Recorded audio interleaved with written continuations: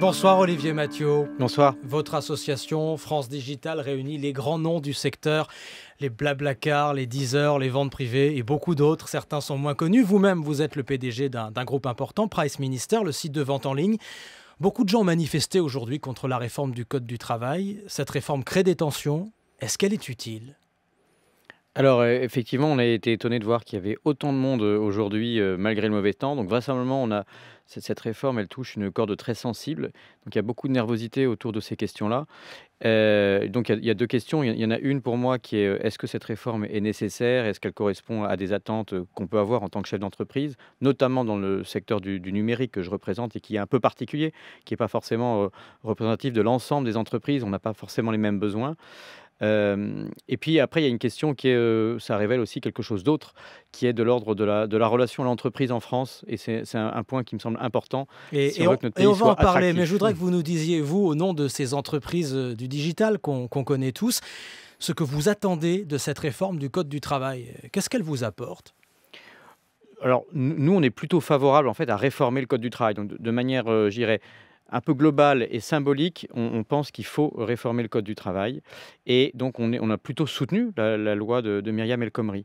On l'a soutenu, mais pas forcément individuellement. On n'en a pas fait la publicité. Parce que, d'un autre côté, il faut bien reconnaître que cette réforme du loi du travail, elle nous semble pas très moderne et pas très innovante. Elle nous semble un petit peu, comment dire, c'est un type de loi qu'on a beaucoup vu, nous, ce qu'on appelle au XXe siècle. On dit ça un peu en plaisantant, hein, pour provoquer. Pourquoi ? Mais parce qu'on trouve qu'on est déjà dans le XXIe siècle et qu'il y a par exemple, cette loi du travail, à part la question du droit à la déconnexion, elle ne prend pas tellement en compte l'évolution du numérique, des startups qui sont, je crois, moi j'en suis persuadé, et on essaie de le démontrer, un vivier ou un potentiel de croissance en termes de création d'emplois. Et aujourd'hui, on voit qu'il y a un paradoxe parce qu'il y a beaucoup de jeunes dans la rue. Et nous, ce qui nous scandalise, en tout cas moi, ce qui me scandalise, c'est aujourd'hui la situation du chômage justement chez les jeunes, des 18-25 ans, 25% de chômage, c'est historique. On parle beaucoup du chômage en général, mais le chômage des jeunes, c'est quand même quelque chose qui nous préoccupe davantage parce que le premier rapport au travail, finalement, c'est aujourd'hui un rapport de chômage, donc de non-travail, quand on arrive sur ce marché-là qui est très difficile. Et pourtant, les startups créent des emplois. On le mesure, on a un baromètre qui mesure l'impact social et économique qu'on effectue tous les ans. Et les startups, à périmètre équivalent, elles font une croissance en termes d'effectifs de plus de 30%. Et d'ailleurs, je vous le révèle, 92% de ces emplois sont des CDI, contrairement à ce qu'on croit. Eh bien, j'allais y venir, Olivier Mathieu, parce que vous l'avez vu encore aujourd'hui dans les cortèges. S'il y a un mot qui revient énormément chez les manifestants, c'est le mot précarité, en particulier chez les manifestants les plus jeunes qui se préparent à enchaîner les CDD, des contrats courts. Oui. Et vous dites CDI. On crée des CDI quand on a confiance dans l'avenir. La question, c'est du rapport de la confiance, le rapport de la confiance qu'on peut avoir des jeunes dans l'entreprise et des entrepreneurs dans le futur. Dans le futur, c'est-à-dire le potentiel de croissance. L'objectif ultime n'est pas forcément pour moi d'avoir un CDI, il faut avoir confiance. Et quand on parle de flexibilité, moi si je parle de flexibilité, je suis à peu près certain que sur Twitter, on va m'agresser et me dire que je suis un ignoble patron ultralibéral, etc. La réalité, c'est que l'image du chef d'entreprise est mauvaise en France, en général, notamment quand il s'agit de réformer le Code du travail, alors que la flexibilité, ce n'est pas la précarité, justement. C'est deux choses différentes. Mais la flexibilité, pour ne pas être la précarité, il faut qu'elle s'accompagne et qu'elle soit accompagnée d'une certaine de prévisibilité. Ce qu'on appelle la prévisibilité, c'est autant pour l'employé que pour l'employeur. Il faut pouvoir prévoir un petit peu l'avenir, avoir confiance dans l'avenir. Et quand on n'est pas en confiance, ce qui est le cas aujourd'hui, on n'a pas confiance dans l'entreprise, on n'a pas confiance dans l'économie, on descend dans la rue. La prévisibilité, c'est des choses qui sont abordées par la loi travail. Par exemple, quand on dit qu'il faut barémiser ou plafonner les indemnités de licenciement, c'est bien aussi, enfin autant, je dirais, hein, pour un salarié que pour un employeur. Pour un employeur, ça lui permet de ne pas être soumis à la seule décision des jurisprudences et des juges, qui ne sont pas forcément les personnes qui connaissent le mieux l'entreprise, et donc de pouvoir prévoir l'avenir quand ils se séparent, hélas, quand c'est nécessaire d'un certain nombre d'employés. C'est pas ce que disent les manifestants, ça. Hein, non, mais je pense aussi, pour les employés aussi, et pour les manifestants, il faut aussi leur dire que pour eux, un chef d'entreprise qui parfois quand même doit réduire la voilure et se séparer d'un certain nombre de salariés quand ça va moins bien que prévu, il faut qu'il puisse le faire, mais du coup, effectivement, il faut que ces salariés soient rémunérés. Et donc le barème, c'est aussi pour pouvoir prévoir ce qu'on pourra toucher si on est licencié en cas de perte d'emploi pour le salarié. Mais donc, je note, vous dites, nous, les CDI, on connaît dans le monde digital.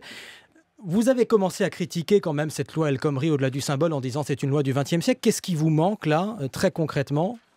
pour que cette loi soit adaptée à vos entreprises, à celles dont on parle si souvent, encore une fois, les Price Minister, les Blablacar, les ventes privées, j'aurais pu en citer d'autres.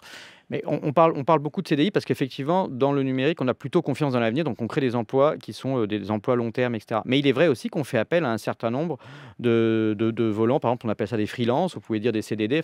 Et il nous manque aujourd'hui un cadre plus général qui accueille la flexibilité et ce qui est son corollaire, à savoir la formation. De pouvoir avoir, pour nous, l'important, c'est plutôt l'employabilité. Et donc, il ne faut pas garantir les emplois, mais l'employabilité. Garantir les emplois, on est rigide, on est tourné vers le passé, et ce n'est pas la réalité économique dans un monde international. Mais alors, les dernières mesures là sur la formation qui sont annoncées, notamment avec le compte personnel d'activité, est-ce que ça va dans le bon sens pour vos entreprises? Par exemple, le CPA, je pense que c'était une idée géniale. Et évidemment, cette loi, il y a tellement de choses, parce qu'elle parle de déconnexion, elle parle de religion, elle parle de temps du travail, de flexibilité, etc. Il y a des choses à prendre et à laisser. Mais typiquement, le CPA, je pense que c'est une vision d'avenir qui est orientée vers la personne et non pas vers l'emploi lui-même. Et donc, on pourrait avoir une portabilité de ces droits sociaux au fur et à mesure qu'on change, non pas seulement d'emploi, mais aussi de type de contrat. De temps en temps, on va peut-être passer d'un CDD à un CDI, d'un CDI à un freelance, peut-être monter son entreprise. Finalement, elle va peut-être pas marcher et on va réintégrer une entreprise plus traditionnelle, etc. Olivier Mathiot, vous lancez dans quelques jours le Tour de France digital avec 5 étapes dans 5 villes. Vous voulez sélectionner la start-up de demain. Que cherchez-vous? Quelle est la pépite que vous cherchez? Alors, on cherche effectivement une pépite qui sera dans le numérique, dans l'Internet ou le mobile. Et notre message très fort, c'est de dire qu'elle n'est pas forcément à Paris. On est très centralisé, mais malgré tout, grâce au numérique, on peut travailler de partout, de chez soi, mais aussi dans toutes les grandes villes. Donc, on a défini 5 étapes. Ces 5 étapes, elles ont été sélectionnées sur le nombre de candidatures qu'il y avait dans la région. Donc, c'est vraiment, je dirais, du collaboratif. Les candidatures sont closes, là. On peut Alors, plus elles sont être closes. candidat. On a sélectionné 60 semi-finalistes et il y aura 10 finalistes au final et un grand gagnant. Ce grand gagnant recevra un véritable investissement qui représente 1,5 million d'euros, à la fois de fonds d'investissement qui s'appellent Partech, 360, Brega, mais également la BPI qui va abonder. Et donc, il y aura un véritable investissement. La Banque publique d'investissement. Et ça commence la semaine prochaine, le Tour de France Digital. Merci Olivier Mathiot, président de France Digital, invité de l'Interview Éco.